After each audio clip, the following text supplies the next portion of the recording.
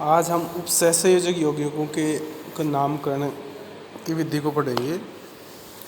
उपसहसंयोजक जो यौगिक हैं, इनमें से जो लिगेंड्स हैं और मेटल्स आपस में जुड़े हुए होते हैं, लिगेंड्स जो इलेक्ट्रॉन पेयर देते हैं, तो इनका नोमेनकल्चर यानी नामकरण कैसे किया जाता है, इसके बारे में हम देखेंगे।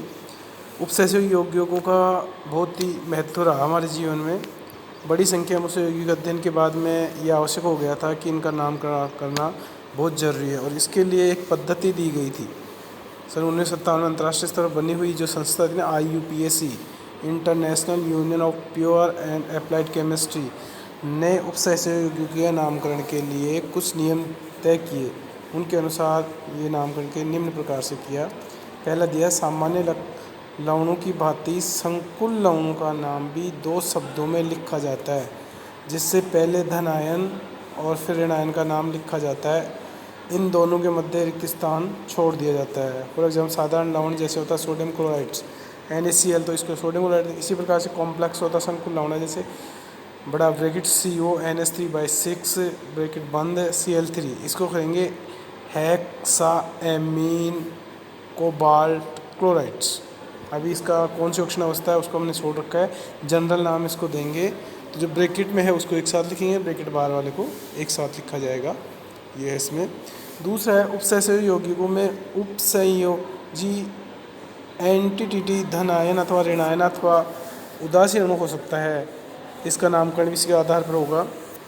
यदि उपसहसंयोजक एंटिटी अपने आप में एक पूर्ण उदासीन अणु है तो उसमें कोई धन आयन ऋण आयन नहीं होगा।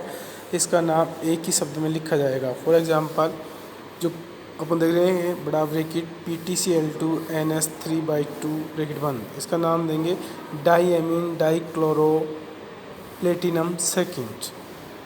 तो ये एक साथ आ रहा है क्योंकि ये सारा उसका उदासीन अणु है। इसी प्रकार दूसरा है, जैसे ट्राईएमीन ट्राईक्लोरोक्रोमियम थर्ड।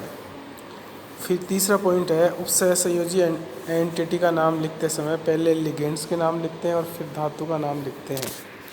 फॉर एग्जांपल, ये है ferrous S2 2+ hexa aqua iron seconds. इसी प्रकार CONH3/6 2+, इसका नाम लिखेंगे hexa amine cobalt second.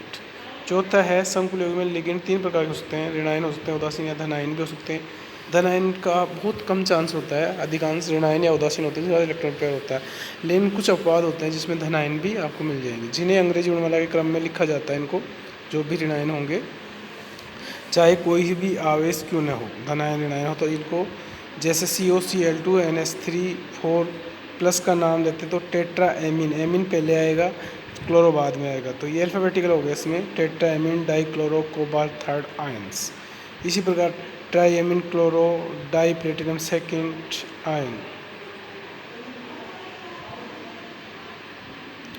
ट्राईएमीन chlorido platinum second ions. पांचवा इसमें पॉइंट्स है, यदि संकुल आयन या अणु में एक से अधिक समान लिगेंड हो तो उन लिगेंडों के नाम पूर्व लगन की तरह डाई ट्राई आदि लिखे जाएंगे। लेकिन अगर लिगेंडों में रखते समय उनकी संख्या के पूर्व लगन के अक्षर का ध्यान नहीं रखा जा सकता। उदाहरण के लिए, डाईएमीन को हम A का समूह मानेंगे, D का नहीं, जबकि डाई मेथिल एमीन को D का समूह मानेंगे, क्योंकि यह डाई लिगेंड का नाम है। डाई मेथिल एमीन में डाई लिगेंड्स का नाम है, वहाँ डाई दो एमीन्स का नाम है, तो इसलिए वहाँ एक का समूह होगा, ये डाई D का समूह होगा। उनकी संख्या बताने वाले पूर्व लगन नहीं है, जिन्हें लिगेंडों के में नाम में डाई ट्राई आदि लिखा जाता है। तो ऐसे लिगेंडों की संख्या बताने के लिए उनके नाम के आगे जो होते हैं 20, ट्राइस या टेट्रा आदि पूर्व लगन का प्रयोग किया जाता है। फॉर एग्जाम्पल, फर्स्ट है COCl2 EN/2Cl ब्रैकेट में नाम, तो डाईक्लोरो,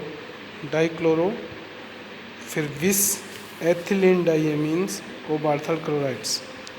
इस प्रकार छठा देखते हैं हम, ज्यामितीय व प्रकार से समायों को प्रदर्शित करने के लिए संकुलों के नामों से पहले सीस या ट्राइस, D या L का प्रयोग किया जाता है। लिगेंडों का नामकरण में ए है ऋणायन लिगेंड, चाहे अकार्बनिक हो या कार्बन के नाम के अंत में अनुलग्न ओ आता है। सामान्यतः जिन ऋणायनों के नाम आइड आइट अथवा एट पर समाप्त होते हैं। उनके अंतिम अक्षर ई और ओ से प्रतिस्थापित कर दिया जाता है। अतः इस प्रकार के अनुलग्नों को आइडो, आइटो, एटो हो जाते हैं। जैसे सल्फाइड का लिगेंड है, इसको सल्फाइडो कहेंगे। क्लोराइट है तो क्लोराइटो कहेंगे। नाइट्रेट को नाइट्रेटो कहेंगे। और हाइड्रोकार्बन एनायन के नाम से भी कोई परिवर्तन नहीं होता है। जैसे C6H5- फेनिल एनायन का लिगेंड नाम भी फेनिल ही होगा। और साइक्लोपेंटाडाइनिल C5H5- है, रेनाइन का लिगेंड का नाम भी साइक्लोपेंटाडाइनाइल ही होगा। उदासीन लिगेंड के नाम में कोई परिवर्तन नहीं होता। उनका नाम उदासीन अणु जैसे प्रीडीन, मेथिलेमीन आदि अथवा मूलक की बात किया हो तो NO को नाइट्रोसिल, CO को कार्बोनिल कहा जाता है। जल और अमोनिया को एक्वारेमीन कहा जाता है। तो इस प्रकार इनका उदासीन आ गए। फिर D है, इसमें धनाय लिगेंडों के नामकरण में भी कोई परिवर्तन नहीं होता। उनके नाम के अंत में भी EM ही लगा होता है। जैसे NH2NH3+ को हाइड्राजीनियम भी लिखा जाता है। कुछ प्रमुख लिगेंड्स ये हैं जिनको हम डिटेल में देख सकते हैं। एक में मूलक दे रखा है, फिर इसका फॉर्मूला दे रखा है, फिर IUPAC नाम दे रखा है इसका। जैसे हाइड्राइड का H- होता है, हाइड्राइडो दे रखा। इसी प्रकार CN का साइनाइड है, देखिए तो साइनाइडो दे रखा है। तो ऐसे सारे इनके नाम से ये हम देख लेंगे।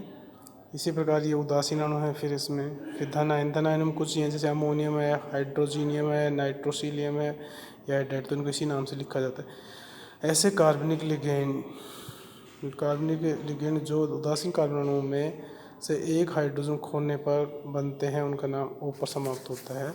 जैसे एसिटिल एसीटोन, एसिटिल एस्टेटो। कार्बनिक लिगेंडों को अक्सर संक्षिप्त रूप में लिखा जाता है। कुछ प्रमुख कार्बनिक लिगेंडों के नाम इस प्रकार से हैं, जैसे ये दे रखा है आपका सामान्य नाम, क्रमबद्ध और संक्षिप्त रूप। धन्यवाद।